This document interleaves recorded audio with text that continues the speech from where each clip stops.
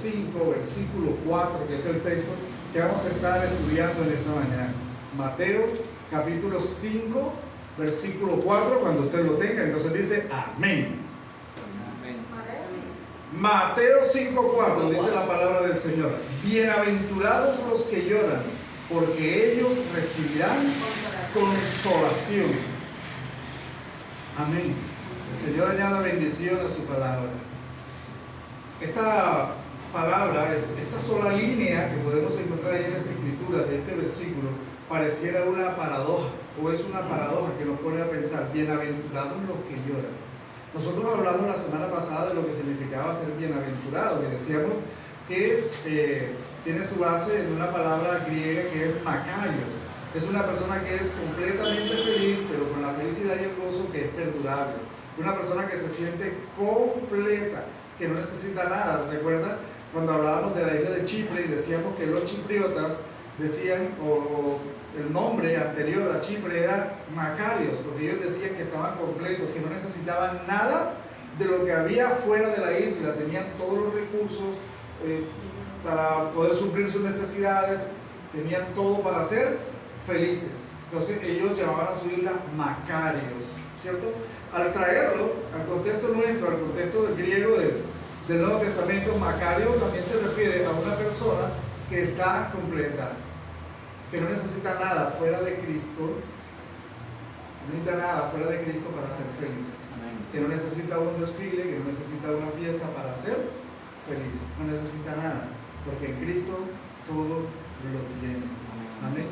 Macario. Ahora bien, bienaventurados los que lloran, y es la primera pregunta que nos asalta: ¿cómo así que los que lloran? O sea, normalmente, con raras excepciones, que lloramos de gozo, y también es cierto, ¿verdad? Pero la mayoría de las veces lloramos por dolor, por tristeza, por pérdidas. Eso trae a nuestro corazón una congoja tal que nuestras lágrimas brotan y llega el llanto. Pero el Señor les llama bienaventurados. Entonces, partiendo de ahí, empecé a preguntarme: ¿a qué bienaventurados se refiere el Señor? ¿Cómo así que bienaventurados los que lloran? ¿Quiénes son esos que lloran y al mismo tiempo son bienaventurados? ¿Qué clase de aflicción puede haber en la vida de una persona que al mismo tiempo trae gozo? Trae el gozo de la bendición de Cristo, trae el gozo de la bendición de Dios. ¿Quiénes son aquellos que están en aflicción, que están llorando, pero al mismo tiempo están experimentando el gozo? ¿Quiénes son esos? Eso es lo que vamos a ver en esta mañana. Vamos a ver inicialmente cuáles son los motivos de llanto válidos para un cristiano. ¿Cuáles son los motivos de llanto para nosotros como cristianos? Y la primera parte la encontramos en Lucas 19, versículos 41 al 44. Lucas capítulo 19, va conmigo a la escritura. Lucas 19, versículos 41 al 44, dice la escritura: y cuando llegó cerca de la ciudad, al verla, lloró sobre ella, diciendo: oh, si también tú conocieses, a lo menos en este tu día, lo que es para tu paz, mas ahora está encubierto de tus ojos. Porque vendrán días sobre ti cuando tus enemigos te rodearán con vallado y te sitiarán, y por todas partes te estrecharán y te derribarán a tierra, y a tus hijos dentro de ti, y no dejarán en ti piedra sobre piedra, por cuanto no conociste el tiempo de tu visitación. La primera razón válida de llanto de un cristiano es el llanto por una ciudad alejada de Dios. Una ciudad alejada de Dios. Jesús lloró sobre Jerusalén. Es un pasaje muy conocido. Antes de entrar en la ciudad para cumplir su misión de entregar su vida por causa de nosotros, por nuestros pecados, ahí en la cruz, Jesús llora sobre Jerusalén. Él sabía que al ser recibido allá no iba a ser recibido con aplausos a pesar de la entrada triunfal. Eso fue efímero, pasajero. Porque los mismos que decían Hosana, Hosana, bendito el que viene en el nombre del Señor, fueron los mismos que allí en la plaza decían: crucifíquenlo. Fue algo pasajero. Él sabía lo que iba a suceder cuando llegara allí, y por eso él llora, ¿sabe? Porque él venía a traer una esperanza, él venía a traer la salvación, primero para su pueblo Israel. Por eso él llora sobre Jerusalén. y dice estas palabras: Jesús lloró porque los habitantes de Jerusalén no lo reconocieron como el Mesías, Hijo de Dios, en primer lugar. Llora por esto, llora porque ellos tenían una esperanza de siglos. La esperanza de ellos era el Mesías Salvador, el que vendría a liberar a la nación, y el Mesías iba a estar en medio de ellos, había estado en medio de ellos y no le reconocieron. Eso produjo lágrimas en Jesús.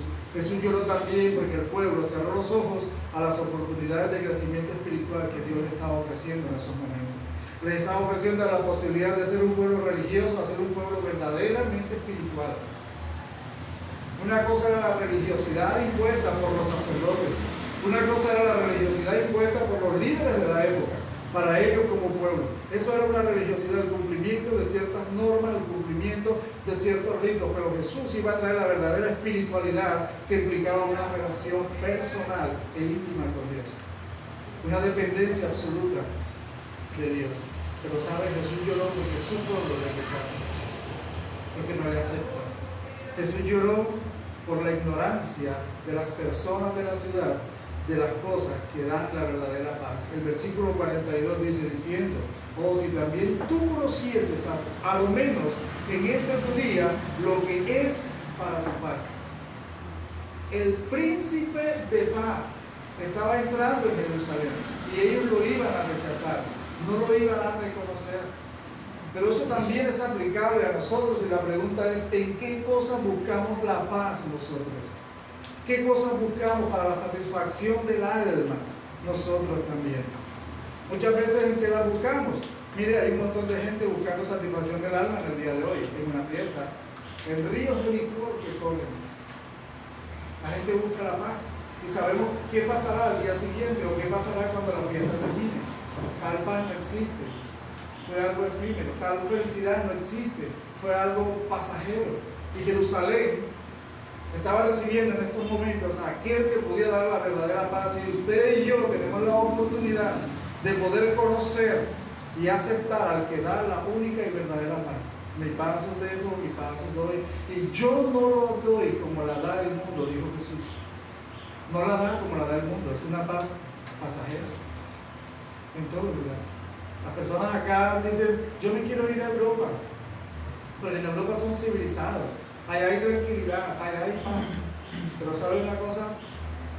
Me contaba, les decía el otro día, creo, de un amigo misionero que estuvo en Holanda, país pacífico, aparentemente sin problemas, Países Bajos le llaman ahora. Pero él me decía una cosa: algo es ir a la ciudad normal y otra cosa es ir a la periferia, a los lugares que son exclusivos para las personas que tienen problemas de droga.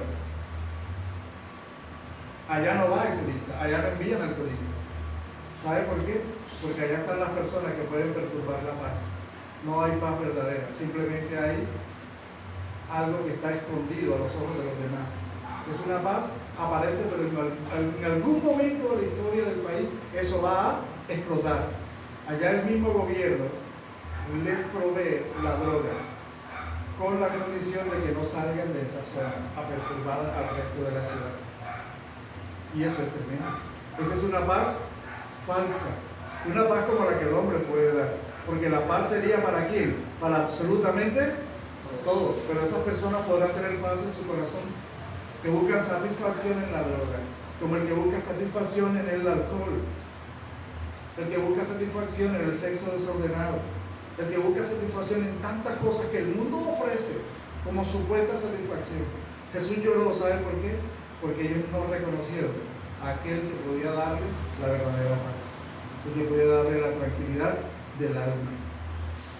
Jesús lloró por la ignorancia de Jerusalén, porque no han conocido el tiempo de su visitación. Jesús llora porque a pesar de los cientos de iglesias que hay en nuestra ciudad, todavía son más aquellos que viven de espaldas a Él, que viven de espaldas a Él. A pesar de que se predica el Evangelio en cada esquina, en cada plaza, en cada templo, en cada congregación, se predica el Evangelio, se predica a Cristo, la gente decide vivir de espaldas a Dios. Jesús llora por eso, y debería ser un motivo de llanto para nosotros. Debería ser un motivo de lloro para nosotros también. Mirar a nuestro alrededor mirar a nuestros vecinos, mirar quizá a nuestra familia y cómo se pierden, cómo van en pos de estas cosas, dándole la espalda al dador de la paz, al dador de la vida. Jesús lloró, y esto es tremendo, por el terrible juicio que está por llegar a Jerusalén. La ciudad será destruida por completo. Los versículos 43 y 44 dice: porque vendrán días sobre ti cuando tus enemigos te rodearán con vallados, te sitiarán y con todas partes te pensarán y te derribarán a tierra y a tus hijos dentro de ti y no dejarán en ti piedra sobre piedra por cuanto no conociste el tiempo de tu visitación. ¿Ha escuchado algunas personas que dicen: prefiero que mi hijo sea un malandro y no un evangélico? O sea, de lo que hay en el corazón de la gente.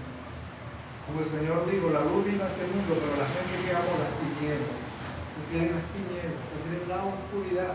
Todo eso hablaremos más cuando lleguemos a Somos Sal y Luz de la tierra. Amén. Entonces Jesús llora por estas cosas. Pero las mismas cosas que son motivos de lloro para Jesús deberían ser motivos de llanto para nosotros como cristianos. Deberían entristecernos, vernos a nuestra vecindad, a nuestro barrio, a nuestra familia, y me disculpa si soy fuerte, ir derecho al infierno. Porque no hay otro camino. O caminas con Dios hacia el cielo, o caminas con Jesús hacia el cielo, o caminas de la mano del mundo y de Satanás hacia el mismísimo infierno. No hay otra eternidad. O con Dios o separados de Dios. Y Jesús dijo: yo soy el camino, la verdad y la vida, y nadie viene al Padre sino por mí. No hay otra forma, no hay otro camino al Padre, no hay otra manera, no hay tradiciones. Solo Jesús, solo Cristo nos lleva a la presencia del Padre.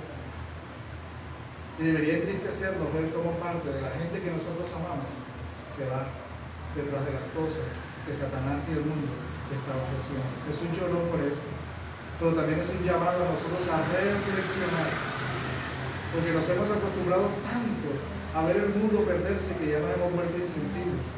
Comentamos la noticia esta mañana: no, asesinaron a un adolescente.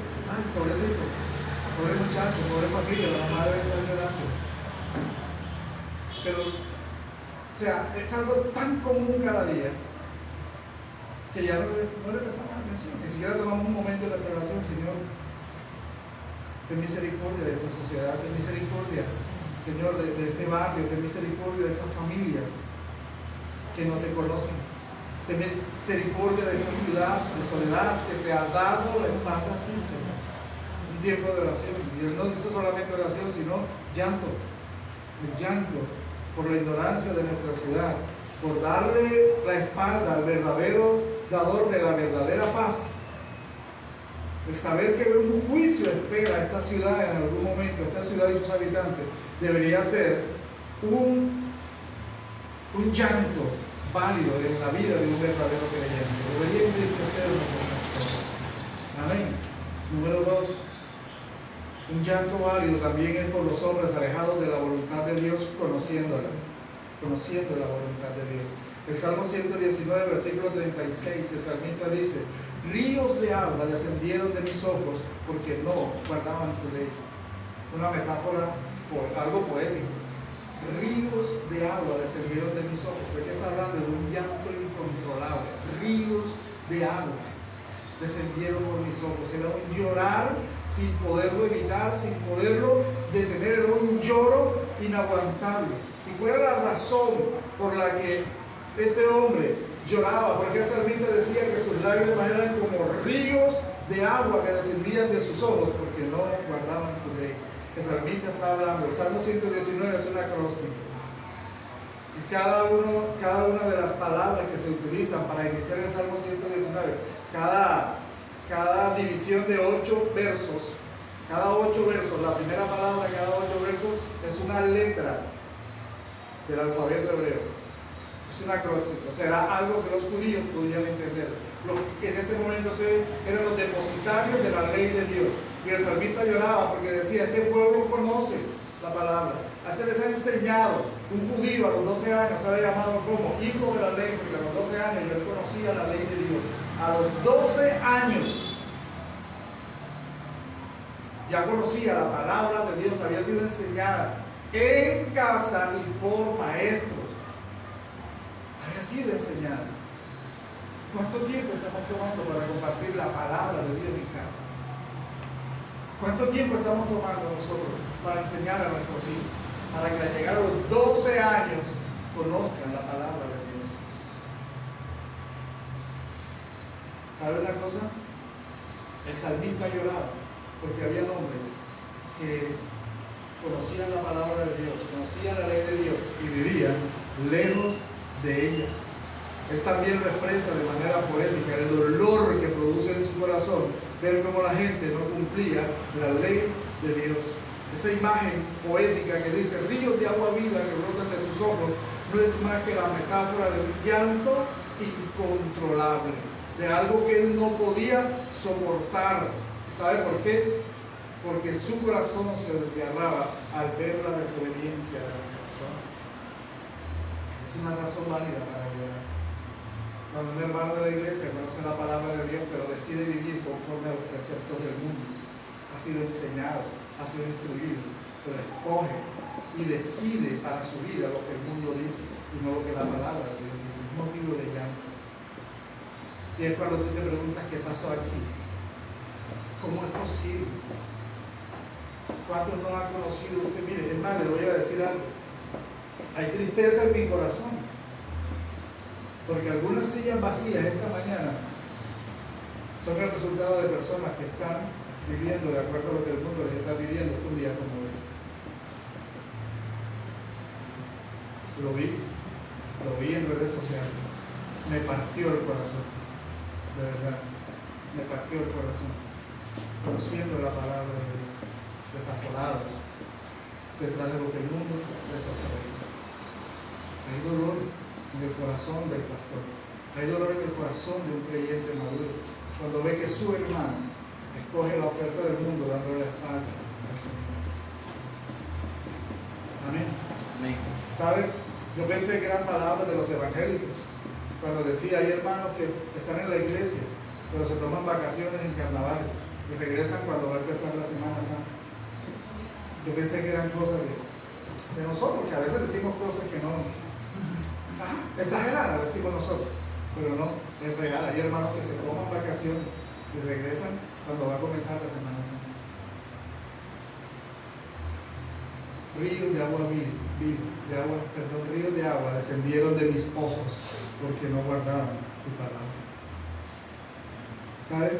El dolor de este salmista surge de una profunda conciencia de la importancia de guardar la ley de Dios. Para él era importante guardar la ley de Dios, la conocía, pero también para él era doloroso ver que otros que la conocían no la estaban obedeciendo, estaban viviendo de espalda a él. Y simplemente porque él sabía que la ley era un medio de comunicación entre Dios y su pueblo. Era un medio de mantener la comunión entre Dios y su pueblo. Y que obedecer a esa palabra era una forma de demostrar amor y devoción a Dios. Y ahorita lo vamos a ver con un poquito más de profundidad. En cada lágrima del salmista resuena un eco profundo de dolor y de tristeza, pero al mismo tiempo también de amor. Porque el amor, cuando tú amas a alguien y ves que esa persona va por el camino equivocado, te duele, ¿o no? El amor al ver a alguien que se desvía, el amor al ver a un miembro de la familia que anda en malas compañías, que anda en malos pasos que trae dolor al corazón. El dolor de ver a un hermano en la fe desviado, yendo en contra de la voluntad de Dios, trae dolor al corazón. ¿Sabes? Esto nos debe llamar a una reflexión a nosotros también. Nos debe llamar a una reflexión, a ser empáticos, a sentir el dolor ajeno, la necesidad ajena también, a orar por aquellos que se han desviado. En lugar de usar el dedo señalador, mira el hermanito, ahí publicando en Facebook, en la batalla de Flores, en vez de criticar, vamos a doblar rodillas, dolidos del corazón, siendo empáticos. Señor, perdóname. Atráelo, Señor, a pedir con lazos de amor. Vuelve y tráelo. Que experimente el verdadero gozo, no ese gozo efímero y mentiroso que el mundo ofrece. ¿Sabe? Una tercera razón para llorar por un creyente la encontramos en Filipenses 3, 17 y 18. Hermanos, sed imitadores de mí y mirad a los que así se conducen según el ejemplo que tenéis en nosotros. porque por ahí andan muchos de los cuales os dije muchas veces, y aún ahora lo digo llorando, que son enemigos de la cruz de Cristo. ¿Por qué lloraba Pablo? Aquí había dos razones por las que Pablo lloraba. La primera, por la falsa enseñanza, por la enseñanza que no estaba ajustada a la palabra de Dios, y la segunda, por el mal ejemplo. Por eso Pablo dice: hey, ¿sabe una cosa? Imítenme. Y no solamente a mí, sino también a los que así se conducen, a los que están siendo un ejemplo de Cristo. Pablo se atrevió a decir: sed imitadores de mí, porque él decía: como yo lo soy de Cristo. A los que así se conducen, ¿cierto? Y Pablo estaba llorando, estaba dolido por aquellos que no se estaban conduciendo conforme a lo que habían aprendido, conforme a lo que les había sido enseñado. Y mirad a los que así se conducen según el ejemplo que tenéis en nosotros. No hay nada que enseñe más que el propio ejemplo. Yo no puedo decirle a mi hijo que no diga mentiras si yo soy un mentiroso. Yo no le puedo decir a mi hijo que no tome licor si yo tomo licor. No puedo decir a mi hijo que no fume si yo fumo. Yo no le puedo pedir a mi hijo que no robe cuando acepto que traiga cosas que no son suyas y las trae a la casa y las recibimos. Amén. Amén. Y nos quedamos con el yo no lo encontré. Vamos a investigar dónde te lo encontraste. Y vamos a ver si en tu círculo de amigos en el colegio a alguien se le perdió esto. No recuerdo por allá en los años 1600 cuando el tirano mató, o mandó, no sé. Y no fue en las calles de Cartagena, sino en las de Villanueva. Llegué yo a mi casa con una moneda de 20 centavos, brincando y saltando de alegría. Feliz, con 20 centavos, eso era mucha plata. Y llego yo con mis 20 centavos y se lo muestro a mi mamá y me dice: ¿dónde encontraste esto? No, que yo me lo encontré, ¿dónde? Y me ha cogido mi mamá de la oreja y me ha llevado a la tienda, porque yo había ido a hacer un mandado a la tienda. Me ha llevado a la tienda y le preguntó a la señora de la tienda, que era su comadre, o sea, mi madrina, ¿verdad que él se encontró esta moneda? Mi madrina le dijo: bueno, yo vi que él cuando salió de aquí con lo que compró se agachó y cogió algo, ¿cierto? Esto no será de alguien. Mi mamá averiguando de quién eran los 20 centavos. Pero hoy muchos papás que dicen: bueno, mira, vayan a sacar. Niños que se toman el juguete de otro niño, le llevan a la casa, bueno, ya sabes, te quedas callado, puedes esconder, pero aquí adentro. ¿Cmo le puedo decir a ese pelado más adelante? Cuando robe, ¿cómo le puedo decir no sea ladrón si yo estoy acolitando desde niño? Eso le va a quedar para siempre. Mi papá va a permitir que yo traiga esto. ¿Sí me entiende lo que quiero decir? El ejemplo, la mejor enseñanza. ¿Sabe una cosa? Esta semana se me presentó un caso. Como coordinador de convivencia en la institución, se me presenta este caso. En plena fila para ir a la tienda escolar, le arrancaron un billete de 2.000 a un muchacho. Y el pelado quedó así. Y yo: profe, ¿cómo es posible? Estoy aquí. Yo vengo bajando las escaleras del segundo piso y lo primero: profe, mire, no hay problema, pelado. Aquí hay cámaras en este colegio, en todos lados. Y fuimos hay 3 cámaras que enfocan la tienda escolar. Y en ninguna salió. Porque había tal tumulto que nada más se ve cuando él empieza a mirar, pero no se ve quién se la quita. Listo. Mi jefa dijo: mira, yo te voy a dar los 2.000 pesos. Mi jefa le dio los 2.000 pesos. Porque la verdad, en la cámara no pudimos ver. Sí parece que te lo robo, pero no pudimos ver. Al día siguiente, yo siempre me voy al balcón del segundo piso para la bienvenida, para la oración, y estaba allí y agarré el caso.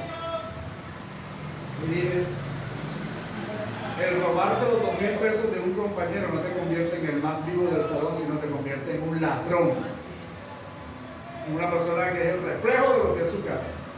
Y empecé a darles un sermón. Y le voy a decir a esa persona que estamos todavía buscando en las cámaras, y en algún momento lo vamos a encontrar, pero tienen una posibilidad de que si antes que se acabe, antes de llegar al recreo, me trae los 2.000 pesos, vamos a dejar las cosas así y hablamos. No tuve que entrar antes del recreo. Cuando venían subiendo los muchachos, yo me quedé en el balcón, todos tienen que pasar a la 2.000 para ingresar a los salones del segundo piso. Y llega uno y me dice: yo tengo los 2.000, profe. Tranquilo. Y ese pelado se sentía tan mal por eso que Me buscó a la oficina, profe, le doy los 2,000 pesos, se los doy al muchacho. Mejor dámelos aquí y eso no tiene por qué enterarse. Le hablé, lo senté un rato, hablé con él acerca del respeto por el bien ajeno, de la mala costumbre de robar, que mañana de eso se roba 2,000 pesos, mañana va a querer otra cosa y se puede convertir en un delincuente. Todo este sermón que diga, chicos. Pero ¿qué tal que papá se entere de eso y no, ya, profesor, ya lo cogió? Como dicen algunos cristianos, no le preguntan, hermano, ¿y usted por qué dice eso? Ay, hermano, la Biblia dice que Dios es un Dios de vivos. O sea, y la Biblia dice eso. Dios es un Dios de vivos, pero no se refiere a ser vivo en el contexto nuestro, aquí en la costa. ¿Cierto? Está hablando de otra cosa. No se refiere a limpado. Exacto.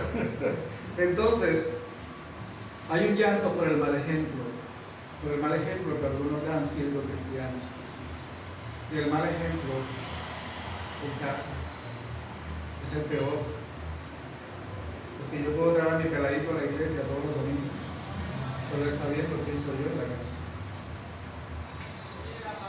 Está viendo quién soy yo. Entonces, ¿para qué me llevo? O sea, hay un choque allí. Hay un choque porque el pelado dice, bueno, mi papá me lleva, mi mamá me lleva, el domingo a la iglesia, vemos esto, pero ellos no lo hacen y ellos se comportan. Esto no vale la pena, es lo primero que van a decir. Ser cristiano es ser mentiroso. Y van a pensar que ser cristiano es solamente ir a la iglesia. Nada más. Por eso yo soy cristiano. Entonces Pablo está hablando, pero también está llorando por las falsas enseñanzas, por los enemigos de la cruz de Cristo. Y es algo que de verdad, a los que amamos la palabra de Dios, nos duele. Nos duele cuando vemos una enseñanza que va en contra de lo que la Biblia está diciendo. Ahora bien, los enemigos de la cruz de Cristo no son aquellos que rechazan a Jesús. Más bien son aquellos que se dicen ser cristianos, pero viven en constante pecado y no buscan una relación personal con Dios. Su único cristianismo es venir el domingo a la iglesia, nada más. El resto de la vida, nada que ver con Dios. Pero déjenme decirle algo. Son 3 razones válidas que entristecen nuestro corazón, que nos hacen llorar, nos pueden llegar a hacer llorar si tenemos un corazón sensible a la voluntad de Dios. Pero Jesús, en esta bienaventuranza del versículo 4, no está hablando de ninguna de esas 3. Está hablando de una más profunda. ¿Saben? Ahí Jesús está hablando de aquellos que van más allá de un llanto por causa de otras personas. No solo son los pecados de otros los que traen lágrimas al corazón del bienaventurado, del capítulo 5 de Mateo. Es la certeza y conocimiento de su propio pecado. Es su propio pecado, de mi propio pecado. Los que lloran en Mateo 5:4 lo hacen por la multitud de pecados que le asedian y a los que estamos abocados día tras día en nuestra vida. Son creyentes que sienten un profundo, un genuino pesar, un dolor por la escasez de producción espiritual. Cuando hablo de producción espiritual estoy hablando que lo que sé no hay concordancia con lo que vivo. No hay producción en la vida espiritual, no se ve el fruto del Espíritu en ese creyente. Está hablando de eso. Está hablando de una tristeza profunda por la indiferencia del corazón. Un corazón indiferente a lo que está sucediendo alrededor, pero un corazón indiferente a lo que está pasando dentro de mi propio corazón. Soy indiferente a mi propio pecado, soy indiferente a mi propia maldad. Llora porque no ha sido celoso para proclamar el Evangelio entre los demás, porque no ha sido capaz de cumplir la gran comisión. Llora por la debilidad de su fe, por la falta de confianza en lo que Dios puede hacer, por hacer lo incorrecto, porque no confía en que Dios puede ayudarlo, en que Dios puede suplir. Es el cristiano que engaña para obtener un beneficio, no confiando en lo que Dios puede darnos. El Dios que puede darnos más allá de nuestras expectativas, dice Pablo, más allá de lo que nosotros pensamos siquiera, Dios puede darnos. Cuando actuamos por nuestra propia cuenta, por nuestro propio riesgo para resolver las situaciones complicadas, estamos dándole la espalda a Dios. Eso es falta de fe. Yo lo voy a hacer así. Y a veces nos justificamos, Señor, tú sabes, la carne es débil. Pero también dice el Espíritu, la verdad está disponible. Y está en nosotros. disponible para nosotros. ¿Ya? Llora por la falta de gozo y la abundancia de orgullo en su vida. Un creyente que se da cuenta de que está produciendo poco espiritualmente, que no está dando el fruto del Espíritu, que tiene un corazón indiferente, que es lento en su progreso espiritual, que él no ha sido capaz de proclamar el Evangelio, ni siquiera a su propia familia, que es débil en la fe, que le falta confianza en el Padre Celestial, que le falta gozo, porque es demasiado el orgullo que ha acumulado, es demasiada la autosuficiencia que ha acumulado en su corazón como para decir, yo no confío en mí. Lo que dijo el pastor el domingo me tiene sin cuidado, yo lo voy a hacer a mi manera. Arrogancia. Un cristiano se da cuenta de esto y sabe que debemos hacer, llorar. Así como lloramos por otros, tenemos que mirar hacia adentro. Tenemos que aprender a ser como Isaías, que andaba señalando a todo el mundo. Hay de aquellos, hay de los que lloran, hay de los que roban, hay de los que hacen fiesta, hay de los que rumbean, hay de no sé qué, hasta el día que estuvo en la presencia del Señor. Hasta el día que estuvo allí y pudo ver al Señor sentado en un trono alto sublime, y sus primeras palabras fueron: ay de mí, que soy hombre pecador, de labios inmundos y que habita en un pueblo de labios inmundos. Isaías capítulo 6.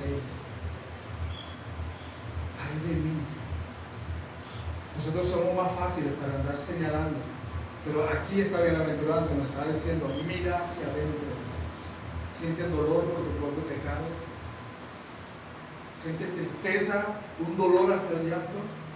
Mire lo que dice Santiago. Santiago en su carta nos da una perspectiva de esto. Santiago capítulo 8, versículos 8 y 9 dice: acercaos a Dios y Él se acercará a vosotros. Pecadores, limpiad las manos, y vosotros los de doble ánimo purificad vuestros corazones. El versículo 9 dice: afligidos y lamentad y llorad. Vuestra risa se convierte en lloro y vuestro gozo en tristeza. Dice, ¿cómo es posible que un escritor del Nuevo Testamento lo diga que en vez de reírnos estemos llorando? Pero él apunta ¿a qué? Al pecado. Dice, pecadores. Está apuntando lo mismo que está diciendo la bienaventuranza. Hey, mira para adentro. Deja de estar mirando tanto al vecino, al hermano de la iglesia, al familiar. Mira para adentro. Mira tu propio pecado. Y esto es delicado, ¿sabes? El acercamiento a Dios. Él empieza a decir: acercaos a Dios y Él se acercará a vosotros. El acercamiento a Dios debe ser una prioridad en la vida de todo creyente. Cuando no somos creyentes, somos encontrados por Dios. Nosotros no la andábamos buscando, ese cuento. Andábamos buscando una religión quizás, pero no al Dios verdadero. Pero fuimos encontrados por Dios. Cuando somos encontrados por Dios, cuando somos introducidos en la familia de Dios, en la iglesia, entonces sí, cada día de nuestra vida, buscar a Dios debe ser una prioridad. Cada día de nuestra vida, la oración, la lectura de la palabra de Dios debe ser una prioridad en nosotros, por encima de todas las cosas. Se trata de buscar ¿qué? Una comunión constante con Dios a través de la oración, a través de la lectura seria de la palabra. ¿Saben? Muchas veces les he contado una frase que me quedó aquí el primer año que trabajé en la institución de la que estoy de regreso. Cuando mi jefa dijo: hoy he invitado a un experto en pedagogía y él se va a basar en el nuevo decreto, y bueno, presentó el tipo y dijo: pero es necesario que desaprendas lo aprendido. ¿Cómo? Sí, es necesario que desaprendas lo aprendido para que puedas tomar y asumir esto que es nuevo. Cuando usted va a la palabra de Dios, tiene que hacerlo sin prejuicios. Tiene que ir como desaprendiendo lo aprendido.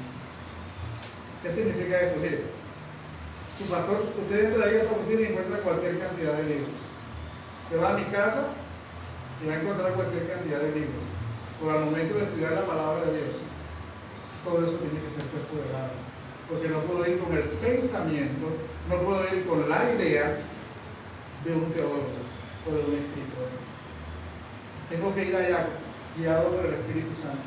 Que después yo voy y voy a mirar a ver qué tal. Ya después que hice esto, voy a ver qué dice Miguel Núñez. Voy a ver qué dice Emi Carvallosa de este tema, grandes maestros, hombres de Dios. A ver qué dicen ellos. Y a veces me he encontrado con cosas de que, no estamos de acuerdo en esto. ¿Cierto? No estoy de acuerdo. Con respeto, son hombres de Dios, pero hay cosas que escriben que no son correctas. Pero si nosotros vamos y primero leemos allá y escuchamos y después vamos a la escritura llamamos prejuiciados. Amén. Vamos con un concepto preconcebido. ¿Sí me entiende lo que quiero decirle? Acercaos a Dios, busca la comunión con Dios. Ve librecito de todo prejuicio a la palabra de Dios. Deja que ella fluya en tu vida, que ella te hable. Que sea ella, ¿verdad? Hablando después. Después miramos lo que dice, ¿no? Primero vamos a ir allá. Yo tengo una costumbre. Yo estoy preparando el sermón normalmente me pasa los sábados en la tarde cuando estoy con mi esposa y con mi hijo Kevin, que es el que normalmente está ahí el sábado en la tarde, y empiezo yo a recitar ideas en voz alta. Y yo empezaba esta semana y les decía, bienaventurados los que lloran. Y yo le preguntaba, ¿cómo así que tú lloras y eres bienaventurado? O sea, en ese momento yo no voy a ningún texto. Me hago la pregunta, la suelto en medio de mi familia. Yo digo, estoy impactado con esto. Y sigo. Y puede que al día siguiente les diga, los que lloran por su propio pecado. Y empiezo a hablar con ellos, a decirles. Y después les digo, tengo el punto 1 de la prédica. Ya tengo el punto 1. ¿Sí me entiende? Le voy diciendo, pero la búsqueda, ¿sí me entiende? La búsqueda allí primero. Y lo hago porque es una técnica que yo aprendí. Lo hago, cuando lo digo, se me queda más. Se me va quedando la idea. Entonces yo voy y lo digo, ellos no saben, a ver qué cosas están quedando. Pero yo lo digo por eso. O sea, tengo el primer punto es esto y me dice que, qué bien, papá, estás listo. Vamos para adelante. O le digo, ¿tú qué opinas? ¿Sí me entiende? Pero vamos a la palabra de Dios sin prejuicio. Necesitamos esa intimidad, dejar que Dios nos hable, que nos hable. Le garantizo y le aseguro algo. Antes de yo pararme aquí, ya Dios me habló a mí primero que usted. Quizás usted está sintiendo que Dios le está hablando, quizás no tiene importancia para usted, porque ya lo sabía, porque tiene su perspectiva. Pero le garantizo que antes de yo pararme aquí, ya Dios me habló a mí y me habló fuerte. Yo le decía ayer a mi hijo, Dios está hablando y está hablando duro. Está hablando fuerte. Este texto de Santiago, él está animando a sus lectores a afligirse, a lamentarse, a llorar, pero por causa de su propio pecado. La misma idea de la bienaventuranza. Santiago la reafirma allí. Ahora bien, nosotros podemos encontrar en la Biblia muchas ilustraciones de esto. Yo tomé una que me pareció la más fuerte, la más poderosa. ¿Sabes? Hay un caso muy conocido de un personaje muy conocido y es David. ¿Sabe qué pasó con David? David pecó, David adulteró y David asesinó al esposo de la mujer con la que había adulterado y fornicado. Y él, como era el rey, las leyes decían que el rey podía tomar la vida de cualquiera, podía tomar cualquiera lo que él quisiera. Él estaba tranquilo y duró un año así, frescolandia, como decimos nosotros aquí, muy fresco, hasta que un día llegó el profeta Natán de parte de Dios y lo confrontó, ¿cierto?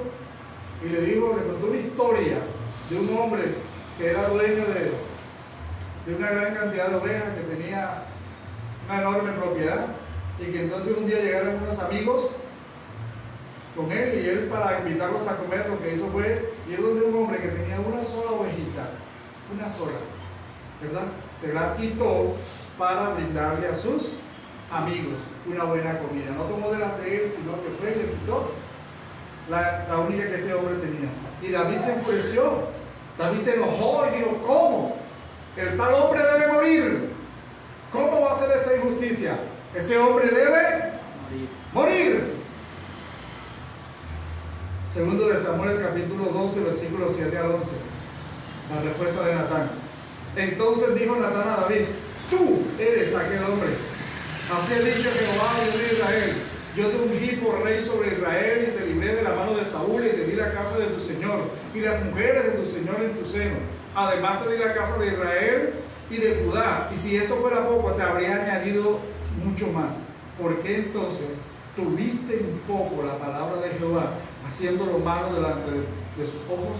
A Uría Eteo heriste a espada y tomaste por mujer a su mujer, y a él lo mataste con la espada de los hijos de Amón. Por lo cual ahora no se apartará jamás de tu casa la espada, por cuanto me menospreciaste y tomaste a la mujer de Urías Eteo para que ofrece tu mujer. Así ha dicho Jehová, he aquí yo haré levantar el mal sobre ti de tu misma casa y tomaré tus mujeres delante de tus ojos y las daré a tu prójimo, el cual yacerá con tus mujeres a la vista del sol. Fue confrontado fue confrontado por el profeta, fue confrontado de una manera fuerte. Natán estaba tan seguro que iba de parte de Dios, que no le dio pena, no le dio dolor, ni le dio tristeza y mucho menos miedo confrontar al rey, porque eso le podía costar su propia vida, porque podía ser considerado una afrenta al rey y simplemente el rey decía decapítenlo, y estaba en todo su derecho. Pero de las palabras que dice Natán, hay dos frases que encuentro que son poderosas. La primera dice, tuviste un poco la palabra de Jehová. Tuviste un poco la palabra de Jehová. Encontramos otro principio, nuevamente este principio, que habla del respeto por la palabra de Dios, de la obediencia. Tuviste un poco, o sea, menospreciaste la enseñanza de Dios. ¿Por qué cometiste ese pecado? Porque menospreciaste lo que Dios te ha enseñado. Porque menospreciaste lo que dice la palabra de Dios. Y peor aún, haciendo lo malo delante de sus ojos. ¿Sabe qué le está diciendo? Donde quiera que haya sido el pecado, porque él lo hizo supuestamente a escondidas, ¿cierto? Supuestamente le dijo a su jefe, a su general, le dijo, mira, ¿sabes una cosa? Tráeme a Urias, vamos a hacer una jugadita aquí. Como ella está embarazada, entonces que él se venga de la batalla, que se vaya allá, se acueste con su esposa y le metemos ese pelado como si fuera de él. Y el hombre no quiso, durmió en la puerta de su casa y no quiso llegarse a su esposa y se fue a la batalla por todas las oportunidades. David hasta lo emborrachó para que hiciera eso y el hombre nada. Fue fiel a su principio y decía, yo no me voy a estar aquí gozándome con mi mujer y mis compañeros allá dando la vida por el pueblo, no. Y se fue otra vez a la batalla y no pudo. Entonces, ¿qué hizo David? Mandó una cartica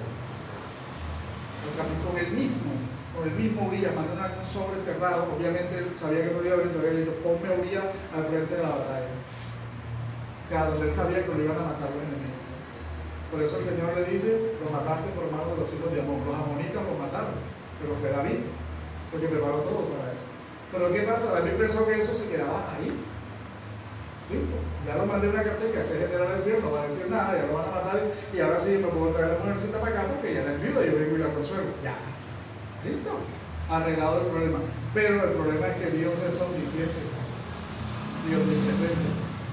Por eso dice el profeta Natán, haciendo lo malo delante de sus ojos. No hay nada oculto a los ojos de Dios, nada que pueda ocultarse. Y David lo sabía, porque David conocía a Dios, tenía una estrecha comunión con Dios. Un día hacemos todo el estudio completo de por qué cayó allá, por qué cayó David en ese pecado, pero un día lo hacemos. Número uno, tuviste un poco la palabra de Jehová, y él dice, por cuanto me menospreciaste, menospreció a Dios. Y aquí está el principio más poderoso que podemos encontrar en esta mañana. Lo vamos a ver en la respuesta de David. ¿Sabes cuál fue la respuesta de David? Mira lo que dice 1 de Juan 1:6. Si decimos que tenemos comunión con Él y andamos en tinieblas, mentimos y no practicamos la verdad. O sea, menospreciamos a Dios. Lo menospreciamos. Ahora bien, ¿cuál fue la respuesta de David? La respuesta de David nos quedó como una herencia de un corazón contrito y humillado. La respuesta de David la encontramos en el Salmo 51. Luego de ser confrontado por Natán, ¿qué hace David? David escribe el Salmo 51. Mire lo que dice en los primeros 3 versículos. Ten piedad de mí, oh Dios, conforme a tu misericordia, conforme a la multitud de tus piedades, borra mis rebeliones. Lávame más y más de mi maldad y límpiame de mi pecado, porque yo reconozco mis rebeliones y mi pecado está siempre delante de mí. ¿Sabe? Esta es la oración de un hombre que sabe que ha pecado, pero no busca autojustificarse. Ahí está la diferencia entre David y muchas veces nosotros. David no busca justificar el pecado. David no dice, ay Señor, ¿sabes qué? Yo necesitaba esto. Ay Señor, tú sabes que la carne es débil. Ay Señor, tú sabes que el diablo es puerco. Ay Señor, tú sabes que el mundo me oprime. David no buscó ninguna justificación. Sabía que había pecado y no se justificó delante de Dios. Lo primero que hace es acudir a la misericordia de Dios. Ten piedad de mí. Menos mal que Dios sí ha tenido piedad de mí por 30 y pico de años. Conforme a tu misericordia. David dice, yo no me puedo justificar. Aquí lo único que me salva que es la misericordia de Dios, no hay otra. Nada que yo diga, nada que yo haga va a justificar mi pecado. Si Dios me perdona, es por misericordia. Y no hay otro, mi hermano. No hay forma de justificar nuestro pecado. Que se aprovecharon, que me metieron, que me engañaron, que me sedujeron. No hay forma de justificarlo. Pero cuando lo reconocemos de todo corazón, ningún pecado se da así. Ninguno. Todo pasa por aquí primero. Todo es maquinado por aquí primero. Amén. Entonces, que no, es que yo no sé qué me pasó. Sí sabes. Cediste a la carne. Menospreciaste la palabra de Dios, menospreciaste la voluntad de Dios. ¿Cierto? Ahora bien, David acepta esto y acude a la misericordia de Dios y luego dice, lávame más y más de mi maldad y límpiame de mi pecado, porque yo reconozco mis rebeliones y mi pecado está siempre delante de mí. Ese lávame más y más me hizo acordar, ¿sabe de qué me hizo acordar? De mi mamá lavando la ropa cuando no había lavadora. Lávame más y más da la idea allí en el hebreo de que lavar amasando, ¿se acuerdan cuando cogían la ropa en la batea, en el lavadero y la cogían y la exprimían? Y más también da la idea de el famoso mandungo. ¿Quién se acuerda del mandungo? Que reventaba tantos botones. Cogían la ropa, después que le echaban todo el jabón y el agua y todo, la cogían y empezaban a darle un palo, el famoso mandungo, para que la ropa quedara bien limpia, ¿cierto? David está diciendo, necesito que me lave, pero no una lavadita y un lavado en seco, no una lavadita en la lavadora ahí que se centrifugue. Necesito que me dé duro hasta que salga lo último de inmundicia que hay en mi vida. Lávame más y más de mi maldad. Amén. Ahora viene la declaración más poderosa, la que no se nos debe olvidar jamás. ¿A quién había ofendido David? ¿A Urías? ¿A la esposa de Urías? ¿Sabe qué dice David? Contra ti solo he pecado y he hecho lo malo delante de nosotros. ¿Y sabe por qué nuestro pecado debería hacernos llorar? Por una razón sencilla. Porque cada pecado nuestro es una ofensa a Dios. Primeramente pecamos contra Dios, sí, pecamos contra el prójimo. Pero nuestro primer pecado en desobediencia a la palabra de Dios es contra Él. Y David sabía que había pecado contra Dios. La figura del padre amoroso queda clara en la parábola del hijo pródigo. Cuando el hijo pródigo dice, y volviendo en sí dijo, ¿qué dijo el hijo pródigo? Iré a casa de mi padre y le diré, hazme como uno de tus jordaneros. Cuando él llega allá, lo primero que dice es, he pecado contra el cielo y contra ti. El hijo pródigo, ¿de qué era consciente? De que antes de ofender a papá, había ofendido a quién? A Dios. Y nosotros decimos, ay, ofendió a Dios porque adulteró, ofendió a Dios porque fornicó, ofendió a Dios porque robó, atracó, ofendió a Dios porque chismoseó. Malito, al mismo nivel. Nosotros le damos ¿cómo se llama eso? Un estrato a cada pecado. Delante de Dios, ¿sabe cómo se llama eso? Ofensa. El chismoso, el inventor de males, el que pone enemistad entre los amigos, está ofendiendo primero a Dios. A Dios. ¿Sabe por qué deberíamos llorar? Porque ofendemos a Dios. Porque con nuestro pecado le ofendemos a Él primero. Antes de cualquier persona. El hijo pródigo, antes de decir, papá, te ofendí a ti, Dios, te he pecado primero contra quién, contra el cielo. David, cuando entiende su falta, dice, contra ti solo he pecado.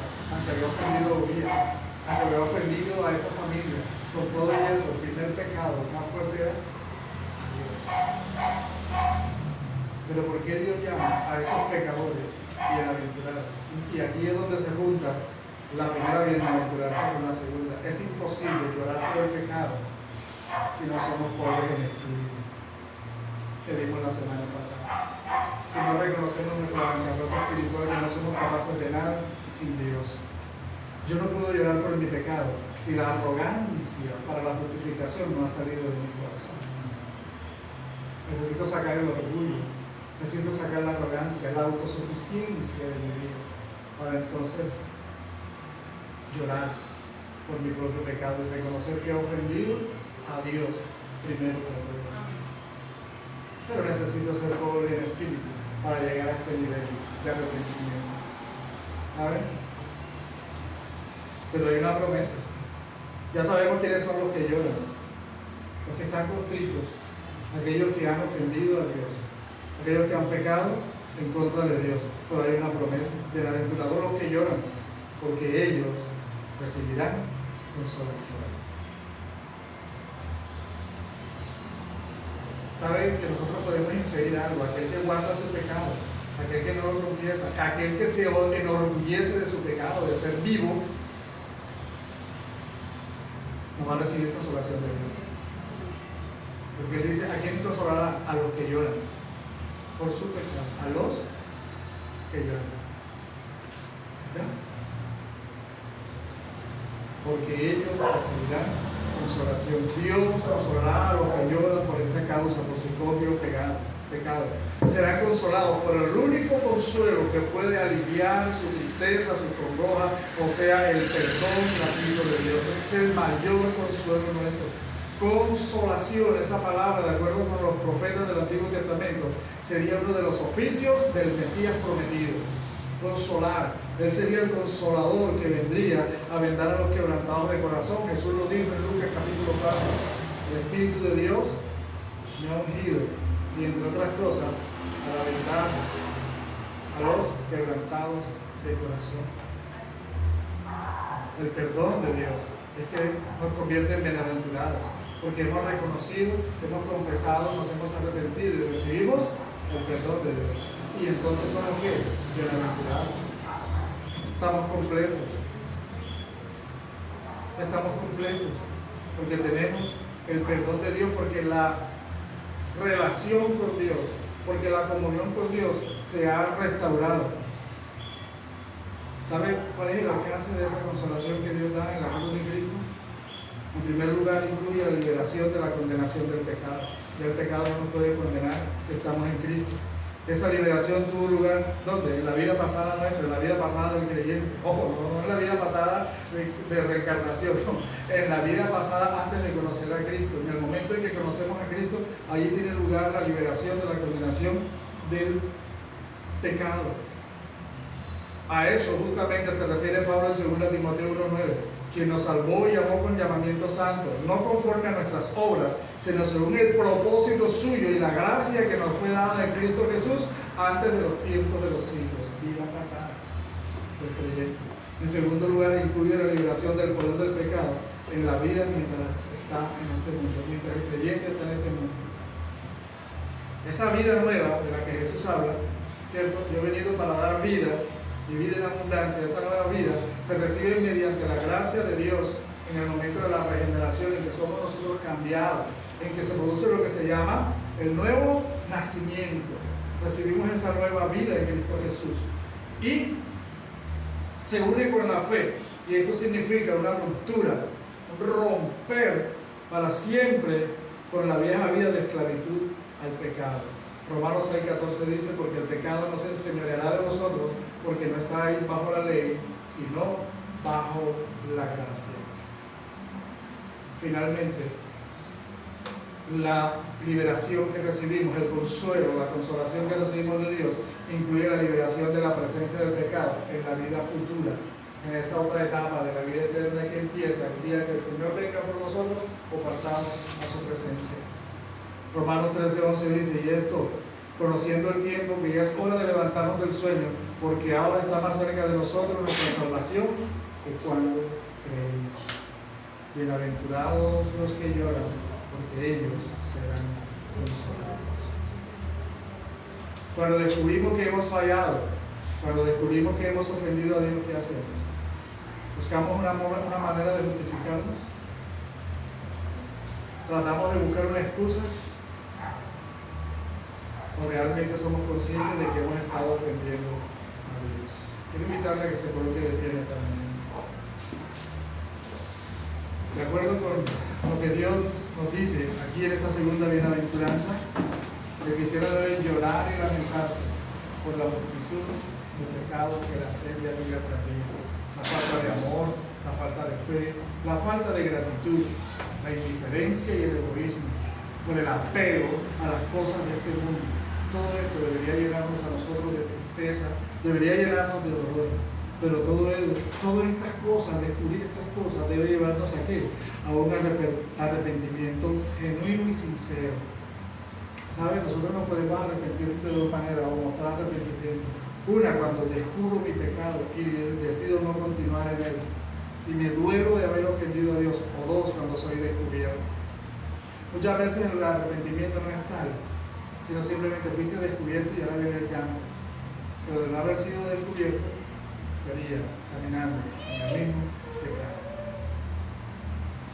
Amén. La consolación del Espíritu es lo único que nosotros necesitamos. Cuando nosotros tenemos un arrepentimiento genuino y sincero, tenemos la garantía absoluta del ministerio del Espíritu Santo en nosotros. El Consolador, Espíritu Santo, el otro Consolador que fue enviado por el Padre, además de Jesús. La consolación del Espíritu produce el gozo inefable que se anida en el corazón de todo aquel que ha recibido la salvación. El gozo. Cuando somos consolados, sentimos esa libertad, sentimos esa paz. Aunque la consecuencia del pecado puede estar ahí, cuando hay un arrepentimiento genuino, la paz de Dios nos invade, porque estamos siendo consolados por el Espíritu Santo. ¿Saben? Esa paradoja que estábamos proponiendo al comienzo, cuando decíamos, hey, ¿cómo así que tú eres bienaventurado porque lloras? Está resuelto en 2 Corintios 1:13. Los que lloran serán consolados por el Dios de toda consolación, declara Pablo. Los que lloran por causa del pecado serán consolados por el Dios de toda consolación. Bienaventurados los que lloran por su propio pecado. Padre, te damos gracias en esta mañana, buen Dios, por tu palabra. Gracias te damos por hablar a nuestra vida, a nuestro corazón, Señor. Gracias por entender que alcanzar la bienaventuranza implica un reconocimiento de nuestra ofensa hacia ti, Señor. Reconocer que te hemos faltado a ti, primero que te hemos fallado, Señor. Que nos hemos olvidado de tu consejo, que hemos dejado atrás aquello que tú deseas para nosotros. Pero esta mañana, Señor, nos acercamos a ti, reconociendo que te hemos ofendido, reconociendo que te hemos fallado, Señor. Cada quien allí en su corazón sabe y conoce, Señor, en que te ha fallado. Pero también oramos para que tu misericordia sea abundante sobre cada uno de nosotros. Para que tu perdón por la obra de Cristo, no por nuestras obras, sino por lo que Cristo hizo en la cruz del Calvario por nosotros, que ese perdón nos alcance en este día, Señor. Que ese perdón, Señor, traiga la paz que necesitamos luego de haberte fallado. Te lo pedimos en el nombre de Jesús. Ayúdanos a ser bienaventurados, reconociendo que te fallamos, pero recibiendo la consolación que solo tú puedes dar, Señor. En Cristo Jesús. Amén y amén.